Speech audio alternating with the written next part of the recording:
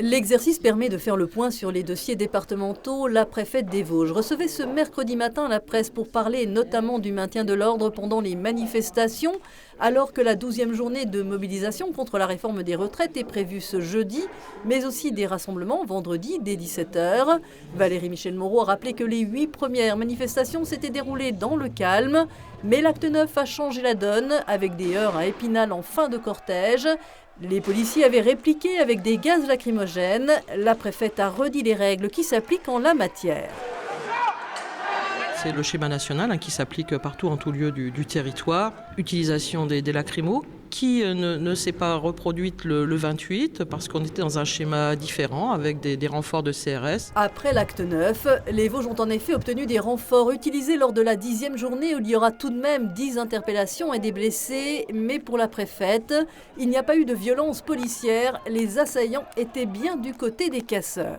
Là où certains manifestants n'ont pas compris, c'est lorsqu'il y a eu des interpellations de personnes qui étaient particulièrement violentes et dont on avait la démonstration qu'ils jetaient des pavés, des billes d'acier avec des frondes, qui s'attaquaient directement aux forces de l'ordre et en ont blessé 9 d'entre elles le 28 mars dernier. Des casseurs bien organisés qui se sont servis des chantiers de la ville pour cacher des projectiles. La préfecture est désormais très vigilante sur le parcours. Nous travaillons avec la ville sur les chantiers et nous avons à chaque fois sécuriser les chantiers qui se trouvent dans la ville, notamment par la mise en place de bâches qui permettent de les sécuriser complètement. Deuxième sujet évoqué, les urgences de l'hôpital de Vittel. Le service est suspendu depuis le 3 avril, la nuit, les week-ends et les jours fériés.